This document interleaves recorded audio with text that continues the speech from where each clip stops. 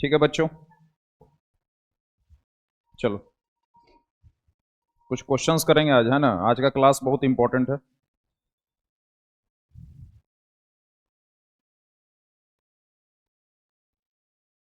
Question है, if equation sine की power 4x minus alpha plus 2 sine square x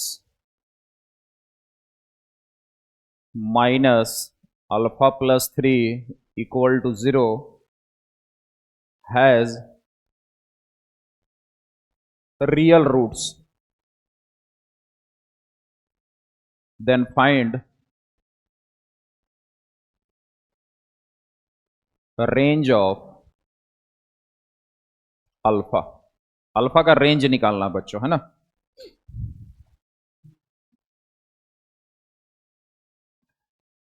then find range of alpha.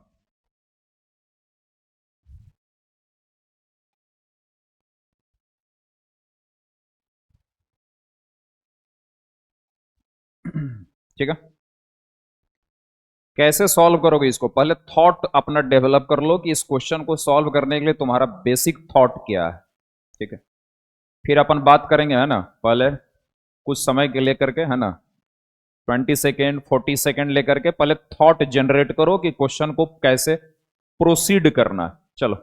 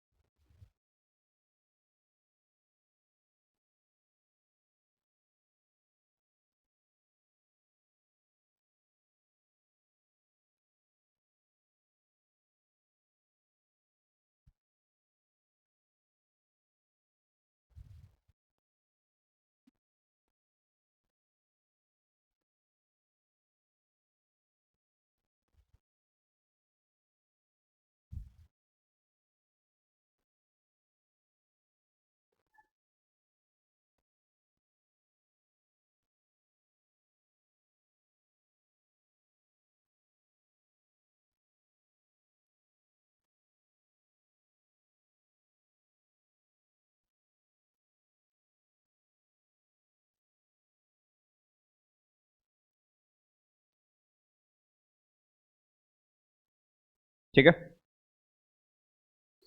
इतना तो समझ में आ रहा है कि तुम्हें ये क्वेश्चन थोड़ा सा क्वाड्रेटिक का फील दे रहा है, लेकिन डायरेक्ट क्वाड्रेटिक नहीं है, इनविजिबल क्वाड्रेटिक है ना। तो सुनना, कैसे इसको सॉल्व करेंगे समझना। सबसे पहले तो मेरे को ये लाइन समझना चाहिए कि the equation has real roots. Real roots का मतलब मैं इस इक्वेशन को सॉल्व करूंगा तो सॉल्व करने पे कोई ना कोई एक्स का रियल वैल्यू मिलेगा, मतलब मुझे सॉल्यूशन मिलेगा, एक्स आएगा। ठीक है, अब क्वेश्चन का डिमांड ये है बच्चों कि एक्स की वैल्यू क्या ली जाए, एक्स का वैल्यू क्या लिया जाए, सॉरी अल्फा की वैल्यू क्या ली जाए कि इस इक्वेशन का सॉल्यूशन रियल मिले, मतलब सॉल्यूशन मिल जाए। ठीक है, जैसे यदि मैं तुमसे कहूं कि हमारे पास एक इक्वेशन है sine square x minus 1/2 equal to 0। ठीक है, छोटे से एग्जांपल से मैं अपनी बात रखना चाहता हूं, तुम समझने की कोशिश करना। तो ये इक्वेशन है, तो क्या इस इक्वेशन का रियल सॉल्यूशन आएगा? Answer is yes, sign square x की वैल्यू 1/2 पॉसिबल है। लेकिन यदि मैं तुम्हारे सामने एक इक्वेशन रखूं 2 sine square x minus 3 equal to 0, तो क्या इस इक्वेशन का रियल सॉल्यूशन आएगा? आंसर इज नो, क्योंकि साइन का वैल्यू 1 को क्रॉस नहीं कर सकता। ठीक है, क्लियर? तो तुम्हें ऐसा फील नहीं हो रहा कि कोई भी इक्वेशन का सॉल्यूशन, जैसे मैं ये बोलूं कि sine square x minus alpha equal to 0, मैं छोटा सा एग्जांपल ले रहा हूं sine square x minus alpha equal to 0। इस इक्वेशन के पास रियल सॉल्यूशन है। रियल सॉल्यूशन मतलब सॉल्यूशन है ना, क्योंकि अपन सॉल्यूशन मतलब रियल पे ही बात करते हैं। तो इस इक्वेशन के पास सॉल्यूशन है, तो अल्फा की वैल्यू क्या होगी?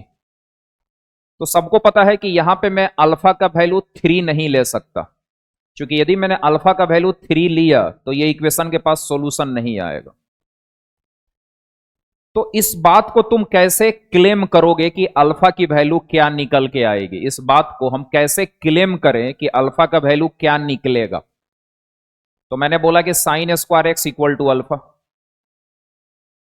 अब ये इक्वेशन, ये दोनों इक्वेशन एक ही है, ऐसा लिखूं या ऐसा लिखूं, दोनों एक ही स्टेप है। तो तुम्हें पता है ना कि कोई भी इक्वेशन तभी सॉल्व होता है जब एलएचएस की वैल्यू और आरएचएस की वैल्यू सेम हो। ठीक है, मतलब 4 इक्वल टू 4, मतलब 4 इक्वल टू 4 को सॉल्व किया जा सकता है, लेकिन यदि 4 इक्वल टू 5 आ गया तो यह सॉल्व नहीं होगा। वो अलग बात है कि व्हाट्सएप की दुनिया में आजकल सॉल्व हो जा रहा है, इंस्टा पे ये सब सॉल्व हो जाता है। ठीक है, रियल मैथमेटिक्स में ये सॉल्व नहीं होगा। मतलब मैं ये बोलना चाहता हूं कि कोई भी इक्वेशन तभी सॉल्व होता है जब एलएचएस की वैल्यू और आरएचएस की वैल्यू सेम आए। तो एलएचएस की वैल्यू सबको पता है कि 0 से 1 के बीच में होगा, साइन स्क्वायर एक्स है। तो यदि मैं आरएचएस का वैल्यू 0 से 1 के बीच में ले लूं तो ये दोनों इक्वल होगा, और इक्वल होगा तो ये इक्वेशन सॉल्व हो जाएगा। मतलब इस इक्वेशन को सॉल्व होने के लिए अल्फा की वैल्यू मुझे 0 से 1 के बीच में लेनी पड़ेगी। यदि 0 1 को छोड़ दिया जाए, 0 से 1 के बीच में जितनी अल्फा आएगी उसको छोड़ दिया जाए, आप 1 से आगे जाओ और यहां अल्फा पुट करो, इक्वेशन सॉल्यूशन नहीं देगा। आप 0 से इधर आइए और अल्फा पुट करिए, सॉल्यूशन नहीं मिलेगा। ठीक है, ये बेसिक थॉट हुआ। इसी थॉट का यूज करके हम इस क्वेश्चन को सॉल्व कर देंगे। ठीक है, तो समझिएगा। क्वेश्चन में बोल रहा है कि इस इक्वेशन के पास सॉल्यूशन आना चाहिए, रियल सॉल्यूशन। ठीक है, साइन की power 4x minus alpha plus 2 sine square x minus alpha plus 3 equal to 0। This is your equation and this equation has real solution. मैंने क्या किया, इस इक्वेशन को थोड़ा क्वाड्रेटिक में कन्वर्ट किया। तो मैंने साइन स्क्वायर एक्स को टी बोला कि साइन स्क्वायर एक्स की वैल्यू टी हो गई।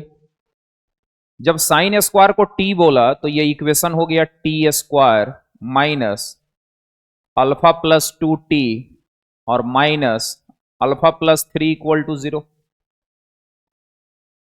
ठीक है, अब सुनो। जब मैं ये इक्वेशन सॉल्व कर रहा था तो मैंने बोला कि इस इक्वेशन से x की वैल्यू आएगी। जब मैं इस इक्वेशन को सॉल्व कर रहा था तो मैंने बोला इस इक्वेशन से x का वैल्यू आएगा। ठीक, अब मैं ये इक्वेशन सॉल्व कर रहा हूं बच्चों, तो मैं बोलूंगा इस इक्वेशन से t का रियल वैल्यू आना चाहिए। किसका? t का रियल वैल्यू, क्योंकि ये t में इक्वेशन है और ये जो इक्वेशन है वो x में था। तो इसको सॉल्व करने से x की रियल वैल्यू आनी चाहिए।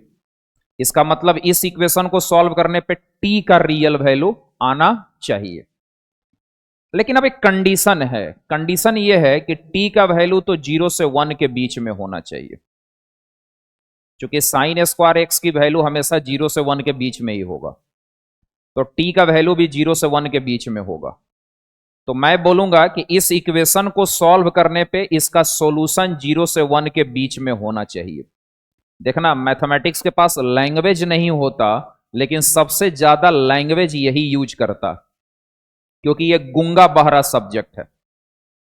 ठीक है, तो इस इक्वेशन का सॉल्यूशन रियल होगा, मतलब इस इक्वेशन का सॉल्यूशन भी रियल होगा, लेकिन जो सॉल्यूशन होना चाहिए वो 0 से 1 के बीच में होना चाहिए। ठीक, तो तुम्हारा क्वेश्चन कैसा हो गया? तुम्हारा क्वेश्चन कुछ ऐसा बन गया कि अल्फा का वैल्यू क्या लिया जाए, अल्फा की वैल्यू क्या पुट की जाए, अल्फा का वैल्यू क्या हो जिसके चलते कोई भी मैथमेटिशियन जब इस क्वेश्चन को सॉल्व करे तो t का वैल्यू 0 से 1 के बीच में आ जाए। बात समझ में आ गई? क्या लैंग्वेज क्लियर है पूरी तरह से? क्वेश्चन कैसा बन गया बच्चों, एक बार फिर मैं अपनी बात को रिपीट करूं, है ना, कि अल्फा की वैल्यू यहां पे क्या रखा जाए ताकि जब ये इक्वेशन सॉल्व हो तो जो सॉल्यूशन मिले टी का वैल्यू वो 0 से 1 के बीच में मिले। ठीक, इसका मतलब क्वेश्चन का डिमांड यही है कि जो सॉल्यूशन होना चाहिए बच्चों वो 0 से 1 के बीच में होना चाहिए।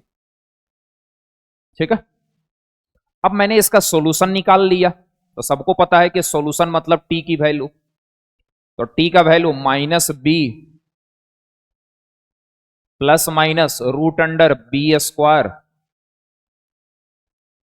-4a और c, तो माइनस माइनस प्लस हो गया, α+3, सही है, डिवाइडेड बाई 2a, तो that is 2 into 1. So the value of t is α+2 plus minus √α² और 4α it becomes 8α, सही है ना, सही है ना। नाउ दिस इज 4 और ये 12 और 4 कितना 16 and divided by 2, so the value of t is α+2 plus minus, ये अपने आप में एक परफेक्ट स्क्वायर है।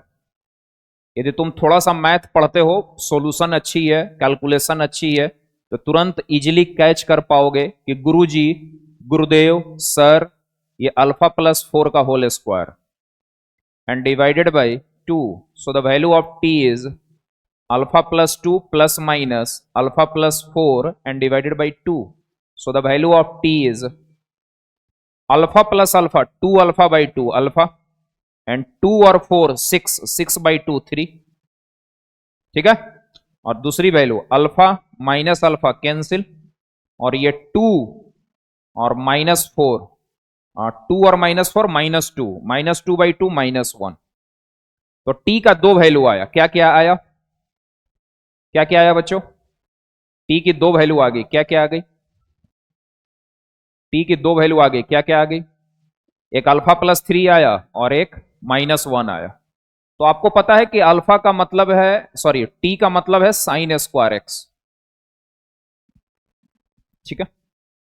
और sin²x क्यों लिखे, सबको पता है कि टी की जो वैल्यू होनी चाहिए इस इक्वेशन का सॉल्यूशन 0 से 1 के बीच में आनी चाहिए, तो टी का वैल्यू जो होना चाहिए वो 1 से छोटा और 0 से बड़ा होना चाहिए, जो कि पहले ही यहां बोल रखा है कि सॉल्यूशन 0 से 1 के बीच में होना चाहिए। तो सॉल्यूशन का मतलब α+3, ये 1 से छोटा होगा और 0 से बड़ा होगा, तो अल्फा लेस देन -2 और ग्रेटर देन -3, तो अल्फा की वैल्यू -3 से -2 के बीच में होगा। -1 कभी भी इसके बीच में नहीं आएगा, तो -1 वाली वैल्यू रिजेक्ट हो गई, ठीक है। तो मैं क्या बोलूंगा कि इस इक्वेशन का सॉल्यूशन होने के लिए अल्फा की वैल्यू -3 से -2 के बीच में होनी चाहिए, मतलब इस इक्वेशन का रियल सॉल्यूशन होने के लिए alpha should be between -3 and -2। Clear है? फिर भी नहीं समझ में आया तो पूछ लीजिए जिस स्टेप में कंफ्यूजन है। ये बात समझ में आई ना बच्चों? तो देखा, जो क्वेश्चन था वो क्वाड्रेटिक में नहीं था, मैंने उसको क्वाड्रेटिक में कन्वर्ट किया और कैसे लैंग्वेज में तोड़ तोड़ के क्वेश्चन को सॉल्व कर दिया।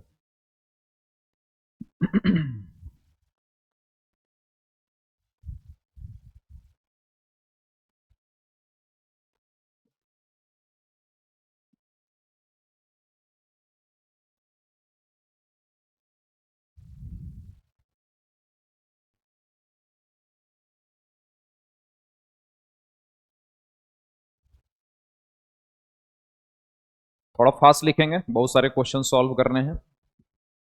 और आज अपन पढ़ेंगे न्यूटन फार्मूला, है ना। न्यूटन लॉ तो आप फिजिक्स में पढ़ते हैं, है ना, तो न्यूटन बहुत कमाल के आदमी थे, है ना, बहुत अजीब ही कैरेक्टर था मेरे हिसाब से, तो वो आइंस्टीन से ज़्यादा दिमाग था उनके पास, क्योंकि उन्होंने कैलकुलस को इतना कुछ दिया है जिसका हिसाब नहीं, है ना।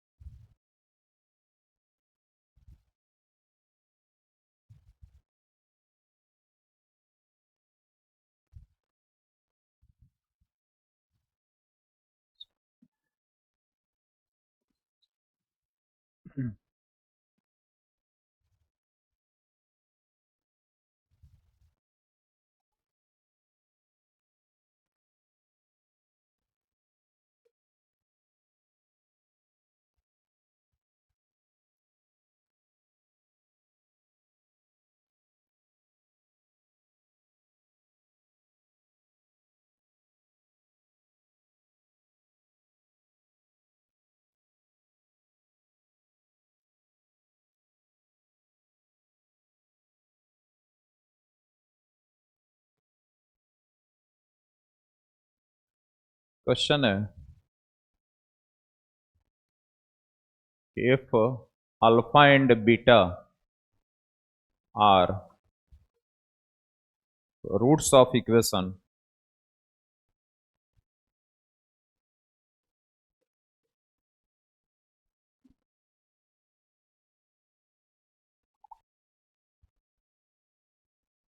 phi equal to 0,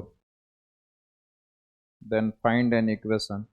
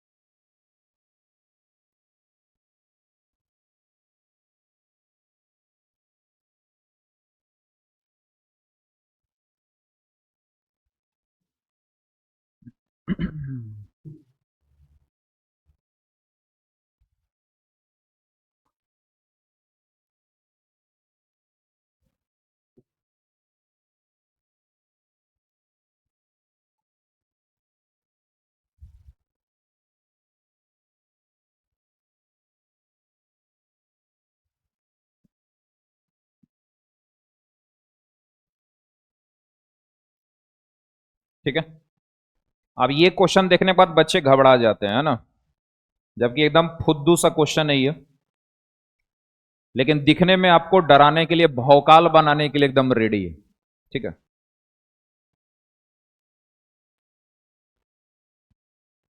तो आजकल का पता है जेई मेन का पैटर्न क्या चल रहा है? जेई मेन का सीधा सा पैटर्न है, क्वेश्चन इस टाइप से पूछता है ना कि सीधे आप भौकाल बनाता है, भौकाल समझते हैं ना, भौकाल, तो भौकाल बना करके आपको डराने का कोशिश करेगा। ठीक है, बच्चा क्या करता है ना कि डाटा देखता है और डाटा देखते ही अट्रैक्ट हो जाता है, और अट्रैक्ट ऐसा होता है कि सरेंडर ही हो जाता है, उसके दिमाग में जितना भी मेथड होता है ना वो सब गुल हो जाता है।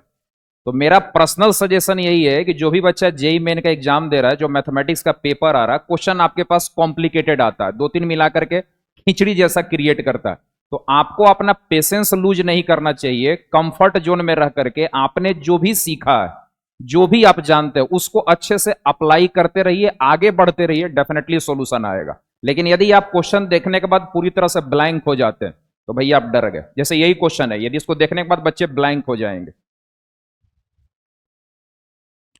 ठीक है,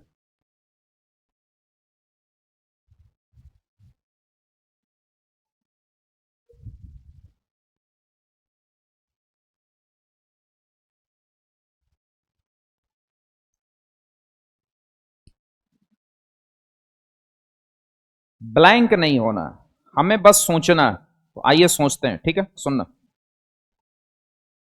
देखो इतना मुझे पता है कि x square minus two x plus five equal to zero, इस क्वाड्रेटिक के दो रूट हैं, अल्फा और बीटा।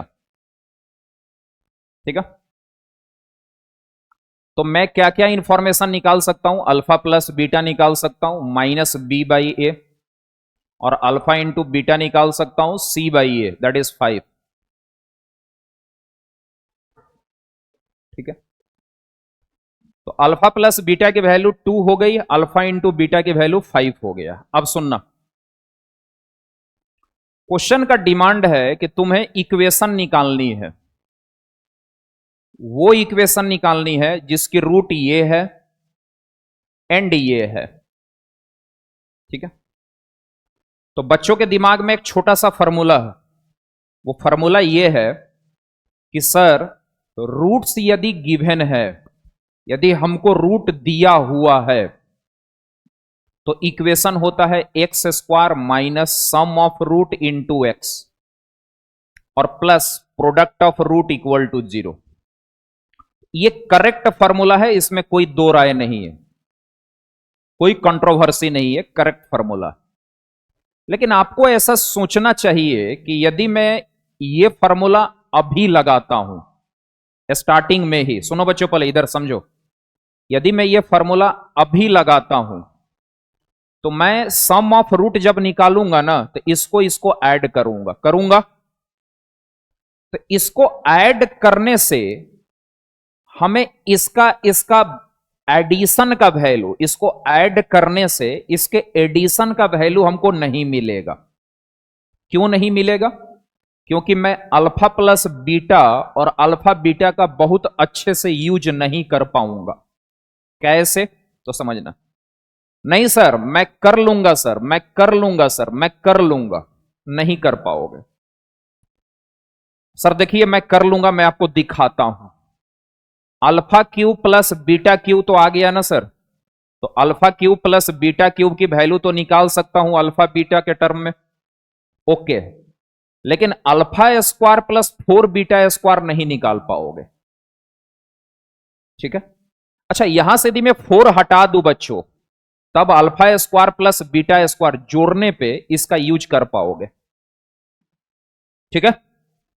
लेकिन अभी तो नहीं कर पाओगे, इसलिए डायरेक्ट ये फॉर्मूला अप्लाई करना अभी बेवकूफी होगा, ठीक है।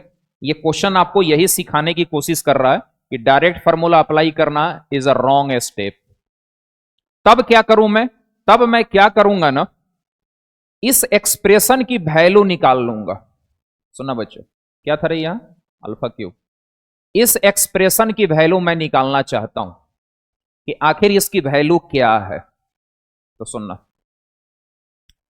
कैसे निकालेंगे सर, उतना बड़ा एक्सप्रेशन है उसका वैल्यू कैसे निकालें? तो आइए, ये जो क्वाड्रेटिक है इसका रूट अल्फा है, तो क्या अल्फा इस इक्वेशन को सेटिस्फाई करेगा? Answer is yes. तो तुम लिख सकते हो alpha square minus 2 alpha plus 5 equal to 0। और तुम ये भी लिख सकते हो कि beta square minus 2 beta plus 5 equal to 0, ठीक है। अब सुनना, ये जो क्वाड्रेटिक है, इस क्वाड्रेटिक के हेल्प से इसकी वैल्यू निकाल लेते हैं। कैसे निकालोगे? तो इस क्यूबिक को इस क्वाड्रेटिक के टर्म में ब्रेक कर देंगे। इस क्यूबिक को इस क्वाड्रेटिक के टर्म में ब्रेक कर देंगे। कैसे? तो भाई हमने बचपन में डिवीजन का एल्गोरिदम पढ़ा है, डिवीजन का एल्गोरिदम पढ़ा है बच्चों, डिवीजन का एल्गोरिदम। इस क्यूबिक को इससे डिवाइड कर दो। तो किससे डिवाइड कर रहे हैं? Alpha square minus 2 alpha plus 5 से। तो चलो डिवाइड करो अल्फा, तो alpha cube minus 2 alpha square और प्लस 5 अल्फा, इसमें से सब्ट्रैक्ट कर दो तो ये हो जाएगा 3 अल्फा स्क्वायर, ठीक है। और minus alpha minus 5 alpha minus 6 alpha और ऊपर से आएगा प्लस 22। अब 3 अल्फा स्क्वायर चाहिए तो अल्फा स्क्वायर को 3 से मल्टीप्लाई करो, तो इट बिकम्स 3 अल्फा स्क्वायर और माइनस 6 अल्फा और 15। सब्ट्रैक्ट कर दो तो ये कट जाएगा, 7 आएगा रिमाइंडर, ठीक। इसका मतलब मैं लिख सकता हूं dividend equal to dividend, dividend, dividend मतलब भाज्य, भाज्य, भाज्य इक्वल टू डिवाइजर, डिवाइजर मतलब भाजक, इनटू कोसेंट मतलब भागफल प्लस रिमाइंडर 7। लिख सकता हूं ऐसा। इससे फायदा क्या होगा कि ये जो क्वाड्रेटिक दिख रहा है ना, इसकी वैल्यू तो 0 है, तो भैया ये वैल्यू तो पूरा 0 हो गया ना, 0 इंटू समथिंग, इसका मतलब बच क्या गया? 7। तो ये जो डाटा आपको दिखाई दे रहा है ना, इस डाटा की वैल्यू क्या है? 7 है, ठीक है। उसी तरीके से इसकी वैल्यू निकाल लो similarly, beta cube plus 4 beta square minus 7 beta plus 35। इसको डिवाइड कर देते हैं, beta square minus 2 beta plus 5 से। तो बीटा टाइम्स में जाएगा तो beta cube minus 2 beta square plus 5 beta. Subtract कर दो, कट गया 6 बीटा स्क्वायर और माइनस 12 बीटा और 35 आएगा। फिर 6 से मल्टीप्लाई कर दो तो 6 बीटा स्क्वायर माइनस 12 बीटा और plus 30। Your remainder part is 5। ठीक है, तो मैं डायरेक्ट लिख सकता हूं कि ये जो एक्सप्रेशन आपको दिखाई दे रहा है, beta cube plus 4 beta square minus 7 beta plus 35 equal to 5। क्योंकि इतना इक्वल टू इतना इंटू इतना प्लस इतना, और इतना की वैल्यू तो 0 दे रखी है। ठीक है, इसका मतलब ये पूरा मटेरियल 7 है और ये पूरा मटेरियल 5 है। तो according to question, required equation, जो इक्वेशन अपने को चाहिए, समझ में आई बात? That is x square minus sum of root into x plus product of root equal to 0। Means x square minus 7 plus 5 12 और 7 इंटू 5 35 इक्वल टू 0। समझ में आया? तो ये एक अच्छा क्वेश्चन है ना, इसमें बहुत सारा लॉजिक यूज हो रखा है। जब भी कोई बड़ा एक्सप्रेशन का वैल्यू निकालना है छोटे के टर्म में, सुनो इस क्वेश्चन से क्या सीखने को मिला कि यदि कोई बड़ा एक्सप्रेशन है और इसकी वैल्यू छोटे के टर्म में निकालनी है, बड़े एक्सप्रेशन की वैल्यू छोटे के टर्म में, तो छोटे से डिवाइड कर दो।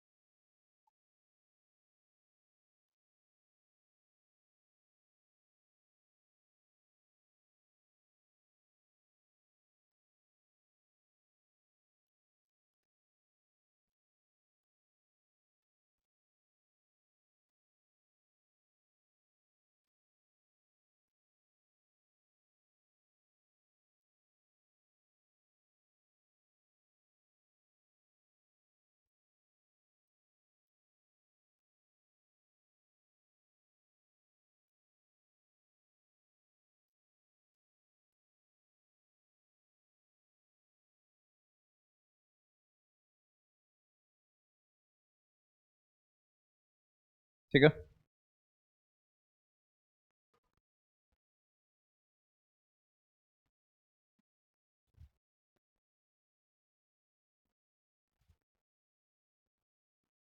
ठीक है बच्चों।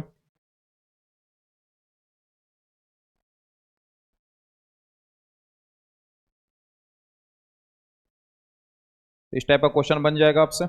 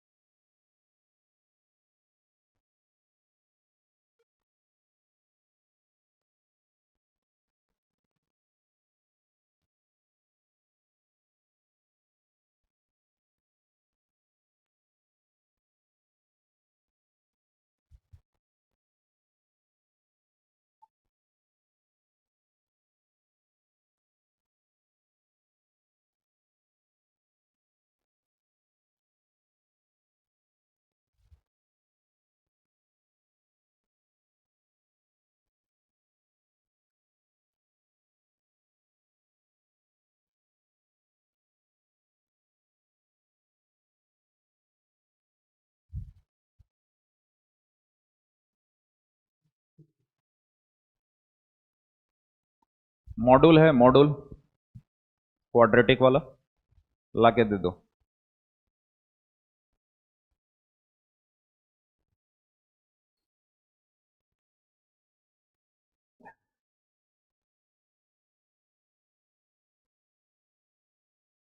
लाओ, लेते हो।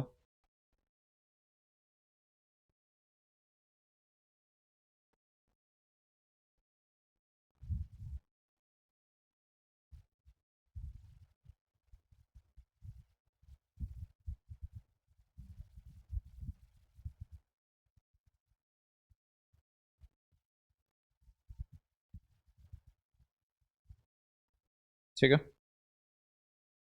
चलो।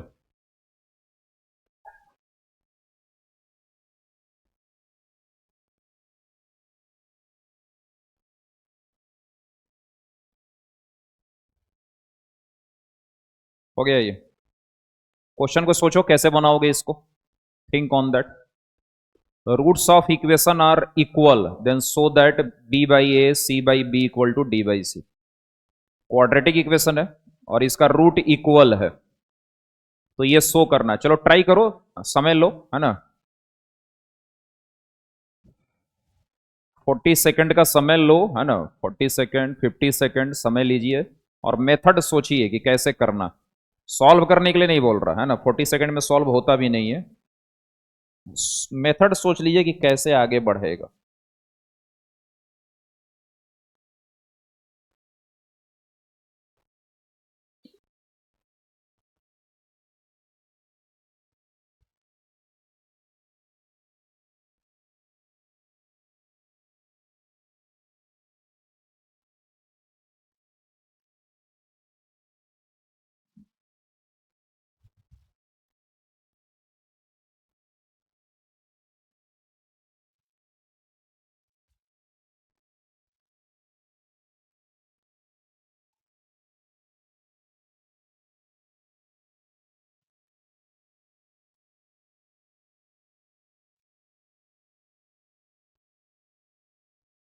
क्या लगता है, डी बराबर 0 यूज करना चाहिए कि नहीं?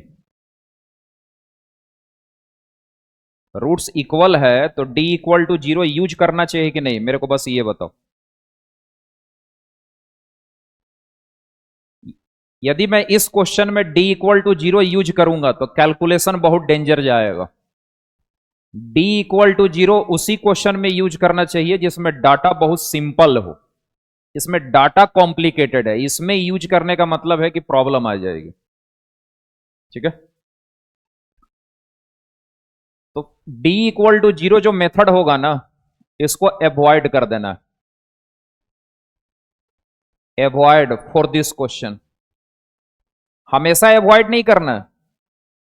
इक्वल रूट है तो हमेशा डी इक्वल टू 0 एवॉइड नहीं कर सकते।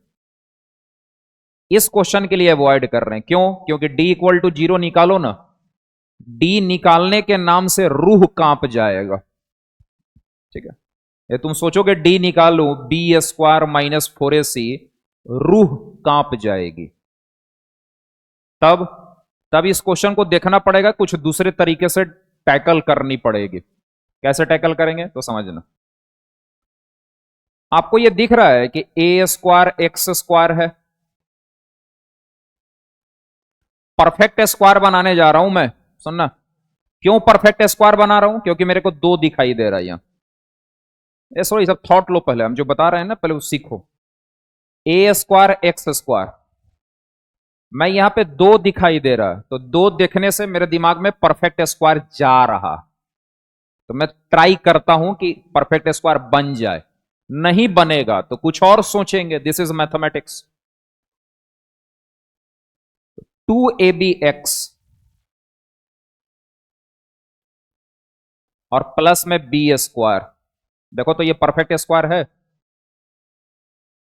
या? ऑफ कोर्स बच्चों, this is the perfect square of ax minus b का स्क्वायर है, plus b square x square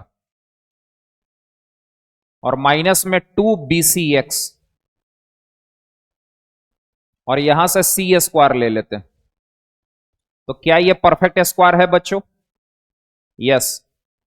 B X minus C के स्क्वायर है ये, है plus C square x square minus 2 cdx और प्लस डी स्क्वायर। ये perfect square है किसकी? सी एक्स माइनस डी की whole square equal to 0।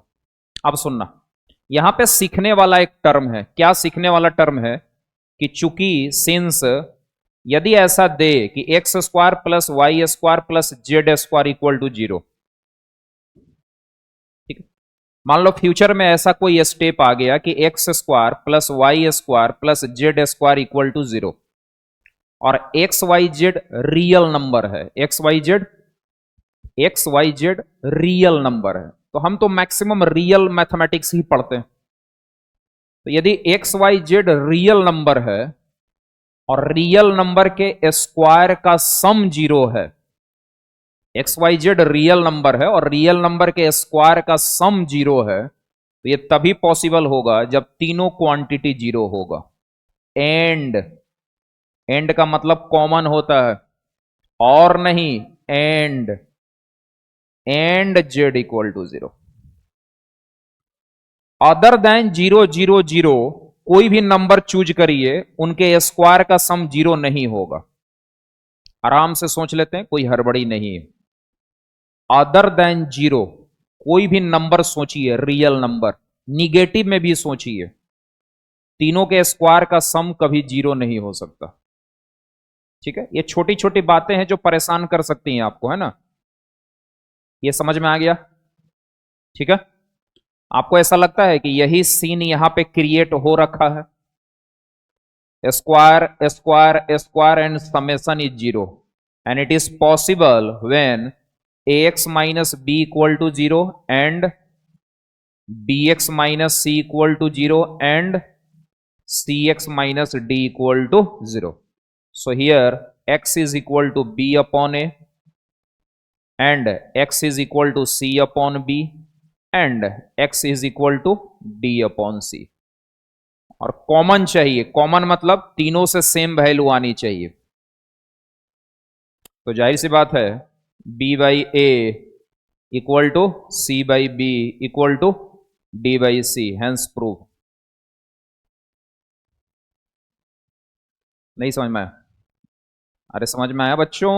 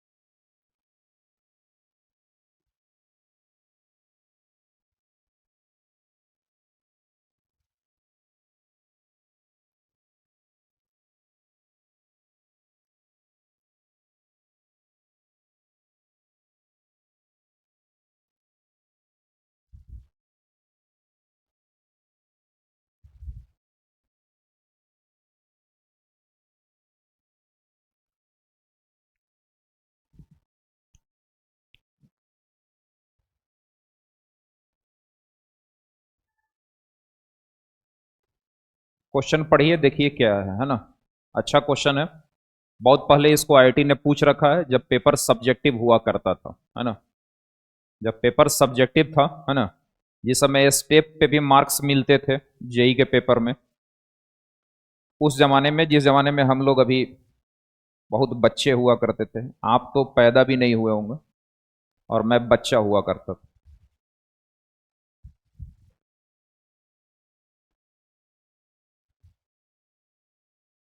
But ये क्वेश्चन अपने आप में एक क्वेश्चन है ना।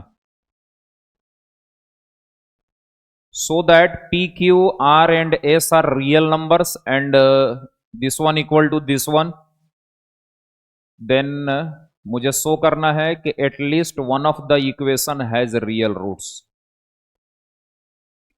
पहले क्वेश्चन को तसल्ली से पढ़ लीजिए और अपने ब्रेन को कुछ इंफॉर्मेशन दीजिए।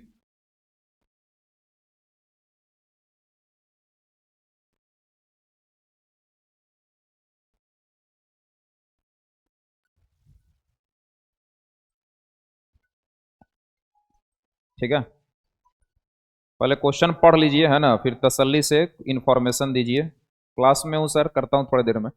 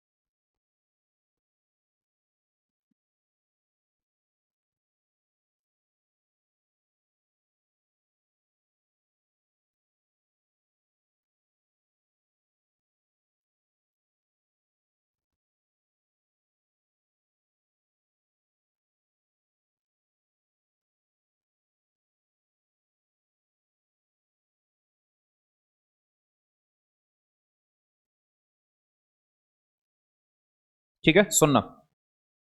देखो ये अब बहुत अच्छा क्वेश्चन है ना, सुनना। आपको क्या प्रूफ करना है? मेरे को ये प्रूफ करना है कि मेरे पास दो क्वाड्रेटिक इक्वेशन है। ठीक है, अच्छा सुनो, पहले पहले तो हम बेसिक से बात करते हैं। ये जब क्वाड्रेटिक इक्वेशन है, तो आपको तो पता ही है कि इसका रूट रियल हो भी सकता है और नहीं भी हो सकता। एक दूसरा क्वाड्रेटिक इक्वेशन है, यहां भी अपन यही बोलेंगे कि इसका रूट या तो रियल होगा या नहीं होगा। लेकिन क्वेश्चन वाले का कहना है कि नहीं, कम से कम एक क्वाड्रेटिक का रूट रियल है, ये आप प्रूफ करिए। इस डाटा के बेसिस पे, on the basis of this data, आप प्रूफ करिए कि इन दोनों में कम से कम एक ऐसा जरूर है जिसका रूट रियल है। ठीक, अब कंफ्यूजन क्या है कि दो क्वाड्रेटिक दिया हुआ है। यदि एक क्वाड्रेटिक दिया रहता, सिर्फ एक क्वाड्रेटिक यदि दिया रहता, तो मैं उसका डी निकाल के चेक कर लेता, सिर्फ उसी का डी, मतलब by help of b square minus 4ac, it is positive और इट इज निगेटिव। बट यहां मामला यह है कि हमारे पास दो क्वाड्रेटिक दिया, तो तुम दिमाग में ऐसा सोचोगे कि क्यों ना हम इसका डिस्क्रिमिनांट चेक कर लें, हो सकता है कि इसका डी पॉजिटिव आ जाए, तो मैं बोल दूंगा कि रूट रियल है। या इसका डी चेक कर लेते हैं, हो सकता है कि मेरा डी पॉजिटिव आ जाए, तो मैं बोल दूंगा रूट रियल हो गया। लेकिन समस्या यह है ना कि जब तुम इसका डी निकालोगे ना बच्चों, एकदम पूरा पोस्टमार्टम कर रहा हूं मैं क्वेश्चन का, इसका जब मैं डी निकालूंगा ना बच्चों, तो वो डी आया P square minus 4q,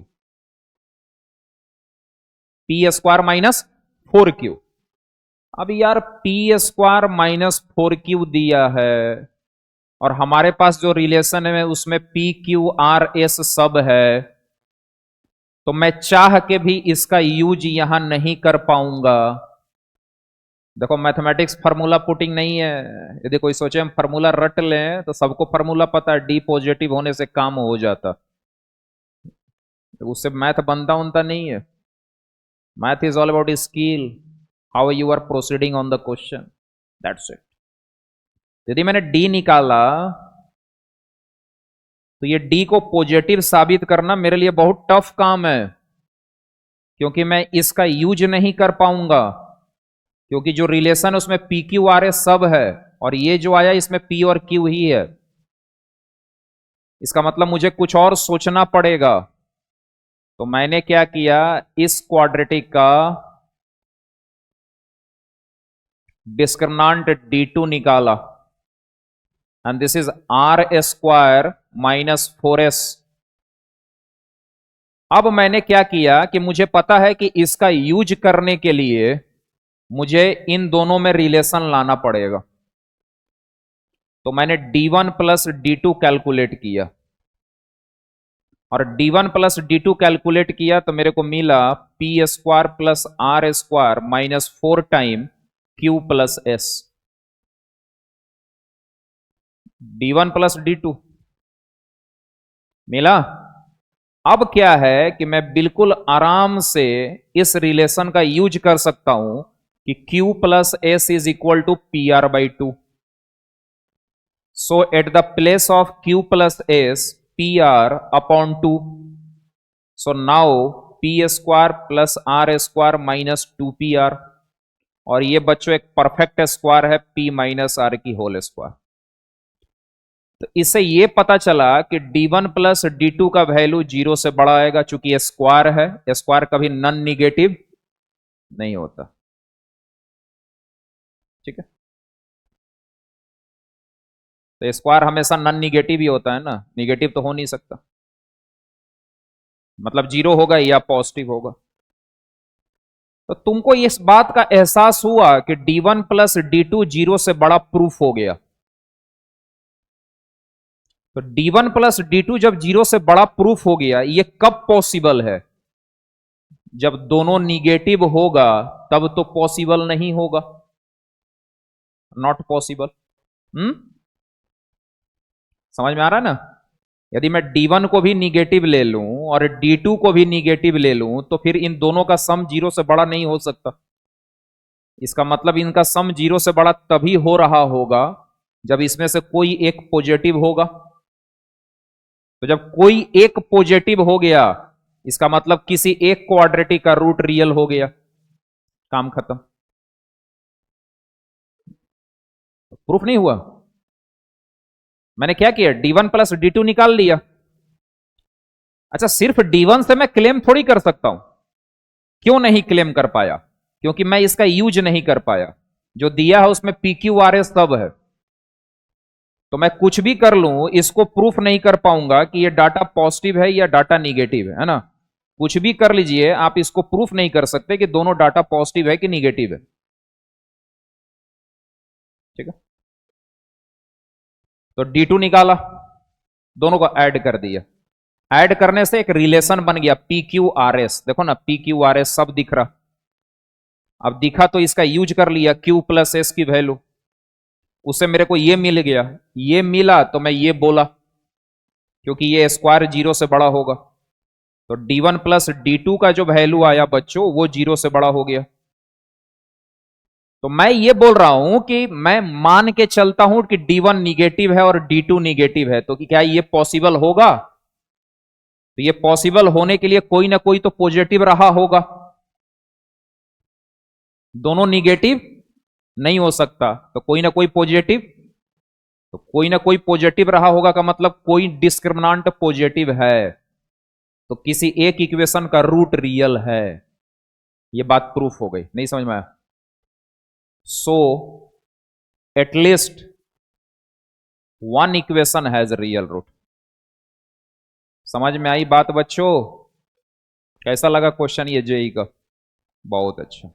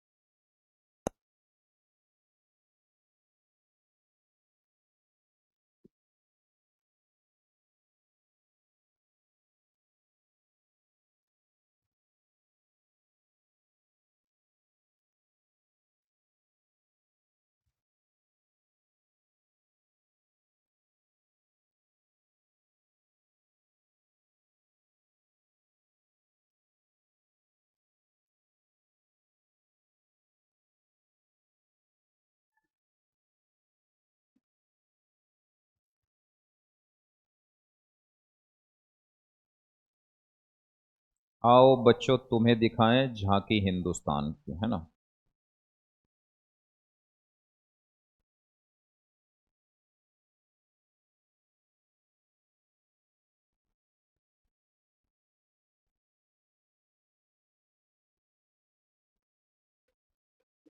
Newton's formula. ठीक है।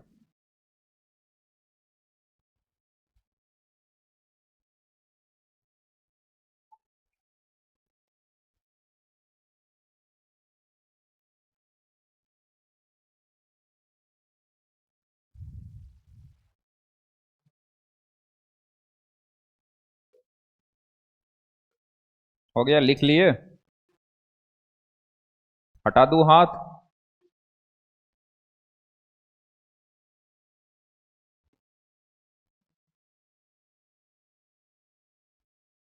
चलें। सुनना, बहुत कमाल की चीज है ना। भर भर के क्वेश्चन आता है जेई मेन में यहां से। मतलब ऐसा समझो साले कोई जेई मेन का फेवरेट हो गया भाई। अभी आजकल जेई मेन का फेवरेट हो चुका है ये। भर भर के क्वेश्चन आते हैं यहां से, आ रहे हैं। जेई मेन का फेवरेट समझ लो अभी। ठीक है। और बड़े बड़े क्वेश्चन को बस समझो कि विद इन 2 से 3 लाइन में सॉल्व कर देंगे, जो दिखने में भौकाल बनाएगा।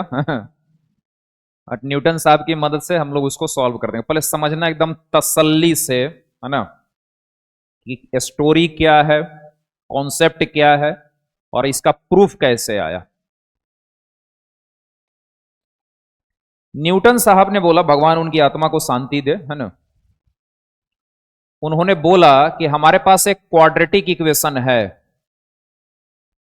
ए X square plus B X plus C equal to 0। ठीक है, समझते रहिएगा। उन्होंने बोला हमारे पास एक क्वाड्रेटिक इक्वेशन है, सुनो बच्चों, हमारे पास एक क्वाड्रेटिक इक्वेशन है और इसकी रूट है अल्फा और बीटा। अल्फा और बीटा इसकी रूट है। ठीक है, क्वाड्रेटिक इक्वेशन है, इसकी रूट अल्फा और बीटा है। साथ में बोला कि हमारे पास एक रिलेशन दिया हुआ है टी एन इक्वल टू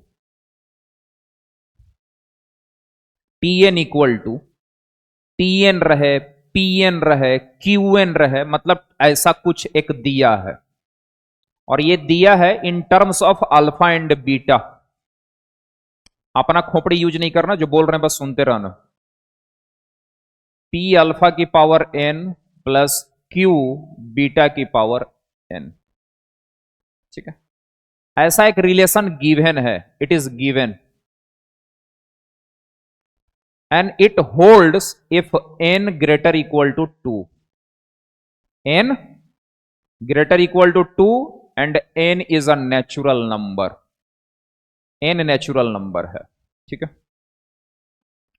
क्या क्या बोला न्यूटन सर ने? न्यूटन सर ने बोला एक क्वाड्रेटिक इक्वेशन है जिसकी रूट अल्फा एंड बीटा है, और हमारे पास ऐसा एक रिलेशन गिवन है in terms of alpha and beta.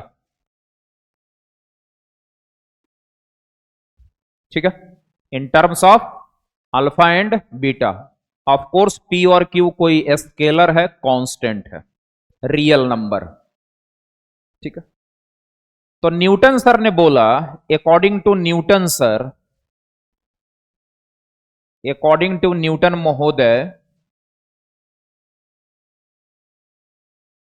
Newton sir ने यह क्लेम किया कि a t n plus b t n minus 1 plus c times t n minus 2, इसकी वैल्यू 0 हो जाएगी। ये न्यूटन सर ने बोल के गए। ठीक है, समझ में आया? क्या बोला उन्होंने कि यदि हमारे पास एक क्वाड्रेटिक इक्वेशन है जिसका रूट अल्फा और बीटा है, हमारे पास एक रिलेशन दिया हुआ है in terms of alpha beta, and this relation is holds for n greater equal to 2 and n natural number. ठीक है, मतलब T4 बराबर अल्फा 4 बीटा 4, T2 बराबर अल्फा स्क्वायर बीटा स्क्वायर, ऐसे एक रिलेशन है। तो न्यूटन सर ने बोला कि ये जो रिलेशन है ना Tn वाली, ये रिलेशन इस इक्वेशन को सेटिस्फाई करेगा, वैल्यू इसकी 0 हो जाएगी। ए के जगह ए लिखा और एक्स स्क्वायर को हटा के Tn लिख दिया, बी के जगह बी है और एक्स के जगह Tn-1 और सी है Tn-2 इक्वल टू 0। ठीक है, क्लियर है? अब सुनना, इस बात को अपन प्रूफ करने जा रहे हैं। न्यूटन सर तो ये बोल के चले गए, वो प्रूफ कर दिए थे, मैं इस बात को प्रूफ करने जा रहा हूं।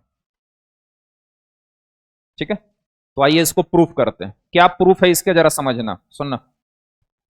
बहुत छोटा सा प्रूफ है, कोई बहुत रॉकेट साइंस नहीं है, लेकिन उस जमाने के लिए रॉकेट साइंस ही था।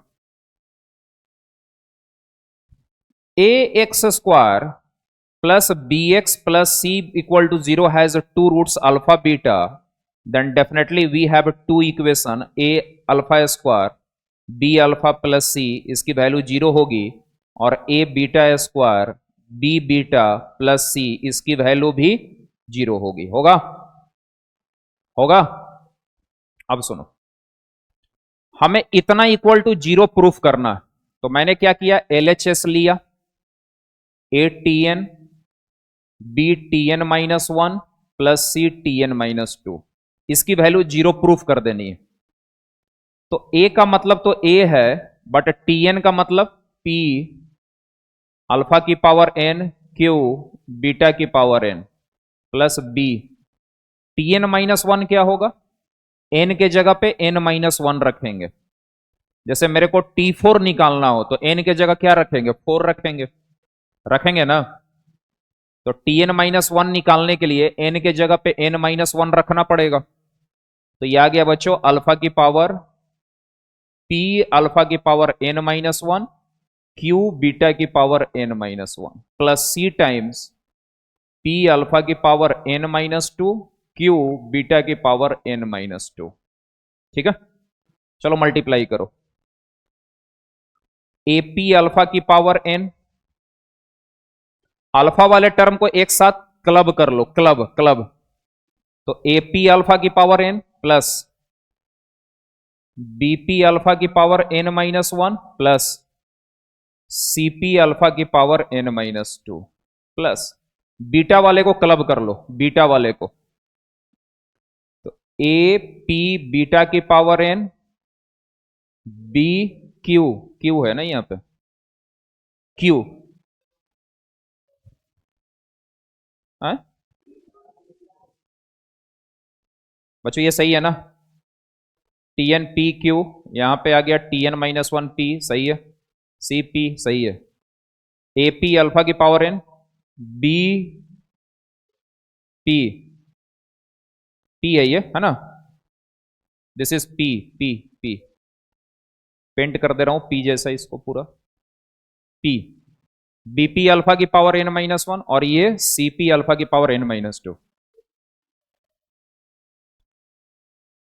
अब a q बीटा की power n, this is a q beta की power n plus b q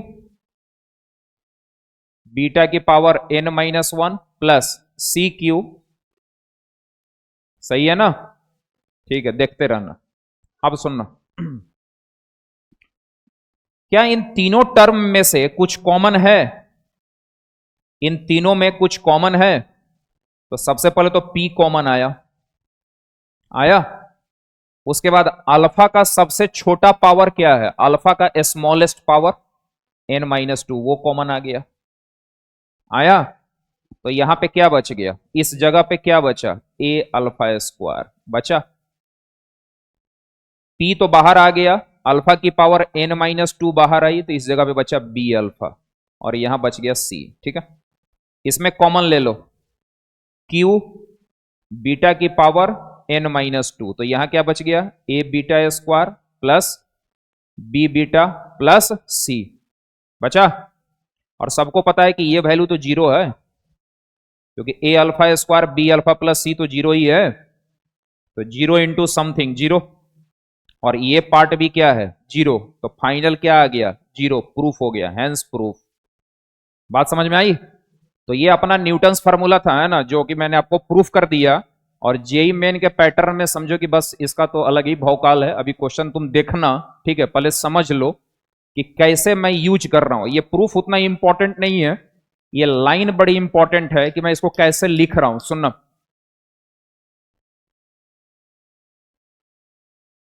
quadratic का रूट है अल्फा और बीटा।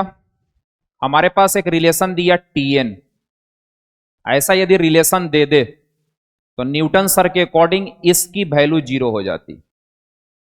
अब ये कैसे लिखेंगे हम? तो एक कोफिशियंट है उसको रखो पहले पोजीशन पे, जो बड़ा पावर है, बड़ा पावर वहां टीएन शुरू करना। अब देखो इससे एक कम पावर है, यहां पे एक कम है तो टीएन माइनस वन, एक कम। और यहां सी के साथ एक्स की पावर जीरो है, सी को लिख सकते हैं एक्स का पावर जीरो, मतलब यहां से दो कम, तो एन से दो कम। समझ लो, ए जो सबसे बड़ा पावर है वहां टीएन जाएगा। अगला एक्स का पावर वन हो गया, मतलब इससे एक कम, तो टीएन से एक कम टीएन माइनस वन, और कोफिशियंट रहेगा, ये कोफिशियंट रहेगा। और इससे दो कम, ये जीरो, दो कम, तो इससे दो कम जीरो। ठीक है, क्लियर है? अब सोच रहे हो न्यूटन मतलब कितना कमाल का आदमी था भाई। न्यूटन मेरे हिसाब से यदि पूछा जाए तो न्यूटन जो है ना, आइंस्टीन को क्रॉस कर दिया था। अब कोई आदमी सोच सकता है कि क्वाड्रेटिक में न्यूटन का इतना बड़ा योगदान है, जिसका जेई यूज करता है बहुत अच्छे तरीके से। कैलकुलस पढ़ोगे तो न्यूटन का मतलब समझो कि फिजिक्स को बहुत आगे लेके जाने के लिए न्यूटन ने अपना मैक्सिमम समय कैलकुलस में लगा दिया। यदि बच्चों आप डेफिनेट इंटीग्रेशन पढ़ोगे तो वहां पे आता है न्यूटन लेबनीज फार्मूला, इंटीग्रेशन को कैसे डिफरेंशिएट करना, गिवन बाय न्यूटन। न्यूटन मतलब यदि कंपेयर करे ना कोई आदमी आइंस्टीन वर्सेस न्यूटन में, तो खैर दोनों अनपैरेलल चीज है, लेकिन मेरा अपना पर्सनल ओपिनियन है ना कि न्यूटन थोड़ा कुछ अलग लेवल का आदमी था। ठीक है, मतलब उस समय पे ये सब चीजें सोचना तो एक अलग बात। आज एआई कोई बना ले, वो उतनी बड़ी बात नहीं है जितनी बड़ी बात थी कि उस समय फिजिक्स और मैथ को स्टार्ट कोई लिया।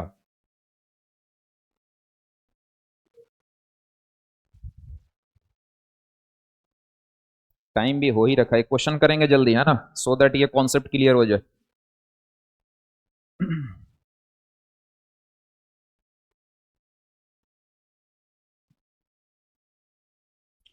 अच्छा, दूसरी बात ये है ना कि ये फार्मूला न्यूटन सर तो दे के मर गए, मर नहीं गए, मतलब अमर हो गए, है ना, भगवान आत्मा को शांति दे उनके। ये हम किसी भी पोलिनोमियल पे लगा सकते हैं, ये कॉन्सेप्ट जो है ना किसी भी डिग्री के पोलिनोमियल पे लगा सकते हैं। मैं आपको अभी तक जो भी आईआईटी पूछा वो क्वाड्रेटिक पे ही पूछा है, बट मैं आपको क्यूबिक पे ये फार्मूला अप्लाई करके दिखाऊंगा।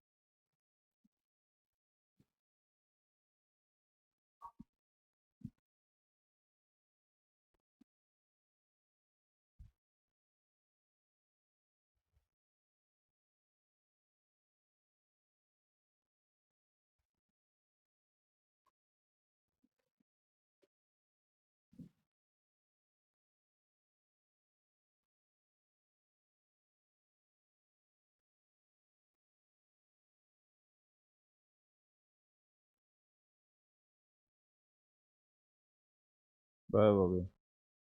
चलो लिख लेना है ना, वीडियो में से लिख लेना। मैं एक्सपेरिमेंट करने के चक्कर में गायब हो गई। मैं पूरा कंप्लीट किया नहीं था, मैंने सोचा इतना पे ही हटाता हूँ तो ये हट जाएगा, लेकिन उतना गायब कर दिया। कर लेना, आप तो बढ़ा ही सकते हो, कॉमन लेना है वो तो स्टेप आप सीख गए ना, अपने से लिख सकते हो जाएगा ना। अब सुनो, ये क्वेश्चन आया, देख के ही डर लगता है भाई, देख के ही डर लगता है, आधा तो ऐसे ही हाथ पैर फूलने लगेगा। चलो इसको दो मेथड से बनाते हैं। अच्छा सुनना, ये जो क्वेश्चन है ना, पहले जेई एडवांस ने पूछा, सुनना बच्चे, और बाद में इसी को कॉपी पेस्ट कर दिया जेई मेन ने, सेम डाटा के साथ। सबसे पहले इस क्वेश्चन को एडवांस ने पूछा था, उसके बाद जेई मेन ने इस क्वेश्चन को कॉपी पेस्ट कर लिया। सुनना, x square minus 6x minus 2 equal to 0, इसके दो रूट हैं अल्फा और बीटा। पहले समझ लो है ना, क्योंकि क्लास ओवर करेंगे इतना पे ही। ये हमारे पास दो रूट है अल्फा और बीटा, पहले समझ लो तसल्ली से, लिखना बंद करो है ना। तो मैंने क्या किया, अल्फा प्लस बीटा निकाला जो कि मेरे को 6 मिला, और मैंने अल्फा इंटू बीटा निकाला जो कि मेरे को -2 मिला। ठीक, क्लियर। हमारे पास एक रिलेशन दे रखा है कि a n equal to alpha की पावर एन माइनस बीटा की power n, and on the basis of this relation the demand of the question is this one, इसकी वैल्यू बतानी है। सिंपल क्वेश्चन है, क्वाड्रेटिक इक्वेशन है, उसके दो root बोले अल्फा और बीटा, मैंने ये दोनों चीजें निकाल ली, कैलकुलेट कर लिया। एक रिलेशन दिया है और इसकी वैल्यू आपसे पूछी है, तो जिसका वैल्यू मेरे से पूछा है वो है A10 minus 2 times A8 upon 2 times A9। तो A10 का मतलब क्या हो गया बच्चों, अल्फा की पावर 10 माइनस बीटा की पावर 10। A10 मतलब अल्फा की पावर 10 माइनस बीटा का पावर 10, -2 दिया है। क्या मैं -2 की जगह अल्फा बीटा लिख सकता हूं? Answer is yes. तो प्लस अल्फा बीटा लिखना पड़ेगा ना, क्योंकि तब ना -2 हो गई है। और 8 का मतलब हो गया अल्फा की पावर 8 माइनस बीटा की पावर 8, और अपन 2 टाइम्स अल्फा की पावर 9 माइनस बीटा की पावर 9। अब देखो ये अल्फा की पावर 10 माइनस बीटा की पावर 10 मल्टीप्लाई कर लो, तो अल्फा की power 9 beta minus alpha beta की power 9 and upon 2 times alpha की पावर 9 माइनस बीटा की पावर 9। ठीक है, आपको ऐसा नहीं लगता कि ऊपर वाला टर्म फैक्टराइज हो जाएगा? ऊपर वाले को देख के फीलिंग आ रही है ना फैक्टराइजेशन की। तो अल्फा का पावर 10 है, यहां अल्फा का पावर 9 है, तो इन दोनों में तो अल्फा का पावर 9 कॉमन होगा? नहीं होगा बच्चों। तो क्या बचेगा, अल्फा प्लस बीटा बचेगा। अच्छा ये देखो, बीटा 10 बीटा 9, तो बीटा की पावर 9 कॉमन हो गई, माइनस माइनस कॉमन, तो वहां क्या बच गया बच्चों, बीटा। यहां बचा बीटा और यहां बचेगा अल्फा, बचा, एंड डिवाइडेड बाय 2 अल्फा की पावर 9 बीटा की पावर 9। इन दोनों में क्या कॉमन है, अल्फा प्लस बीटा, तो क्या बच गया, अल्फा की power 9 minus and divided by 2 times alpha की पावर 9 माइनस बीटा की पावर 9। अब ये तो कट गया, और अल्फा प्लस बीटा की वैल्यू कितनी है, 6, तो 6/2, आंसर कितना आ गया, 3। ठीक है, अब सुनना, हमारा न्यूटन साहब का कोई जवाब नहीं है। इस क्वेश्चन को बनाने के लिए कितना दिमाग लगाना पड़ा मुझे, मतलब पहले मेथड में मैंने इस क्वेश्चन को सम ऑफ रूट और प्रोडक्ट ऑफ रूट से बना दिया। ठीक है, अब मैं इसी क्वेश्चन को न्यूटन के मेथड से बनाने जा रहा हूं, अल्टरनेट मेथड, और यही मेथड इंपॉर्टेंट है। क्वाड्रेटिक इक्वेशन है x square minus 6x minus 2 equal to 0। ठीक, इसकी दो रूट है अल्फा और बीटा। सुनना बच्चे, और अल्फा और बीटा को लेकर के एक टर्म दिया गया है ए एन, जिसको थ्योरी में मैंने टी एन बोला था, इसने ए एन बोला है। ठीक है, और एन नेचुरल नंबर है ऑफ कोर्स। तो according to Newton formula, Newton's formula के अकॉर्डिंग मैं बोल सकता हूं कि यहां पे मैं लिख सकता हूं कोफिशिएंट 1 है तो 1 लिखा, और जो सबसे बड़ा पावर है वहां वो एन लिखेंगे। कोफिशिएंट है -6, एक कम, पावर 1 लेस हो गया, 1 लेस, तो यहां से भी 1 कम, ए एन -1। कोफिशिएंट है -2, ए एन -2, और न्यूटन के अकॉर्डिंग इसकी वैल्यू 0 हो जाएगी। इसकी वैल्यू, ये न्यूटन का फॉर्मूला हो, यही फॉर्मूला है कि इसकी वैल्यू 0 होगी। आपको ऐसा फील हो रहा है कि जो आपसे पूछा है उसमें 10, 9, 8 है, इसका मतलब n का वैल्यू 10 पुट करेंगे तभी 10 आएगा। तो आपको पता है ना कि ये फॉर्मूला तो नेचुरल नंबर के लिए वैलिड है। किसके लिए? नेचुरल नंबर के लिए। तो मैंने n के जगह 10 पुट कर दिया। जैसे ही 10 पुट किया बच्चों तो ये हो गया A10 -6 A9 -2 A8 equal to 0। ये जो फॉर्मूला न्यूटन सर ने दिया वो तो n नेचुरल नंबर के लिए वैलिड है, तो मैंने n के जगह 10 पुट कर दिया, 10 पे भी वैलिड है। अब जो लाना है ना उसको गौर से देखो, A10 -2 A8, और इसको उधर लेके जाओ 6 A9। तो बच्चों A10 -2 A8 अपॉन 2 A9, तो 2 A9 से डिवाइड कर दो, तो भाई इधर 3 ही बचा ना। अरे नहीं बचा? अरे मजा आया? मजा आया तो भाई मजा लिया करो, ऐसे ही टेंशन में रहते हैं। ठीक है, अभी होमवर्क वही रहेगा, DPP 1 जाइए टेस्ट का तैयारी कीजिए, कल आपकी टेस्ट है ना।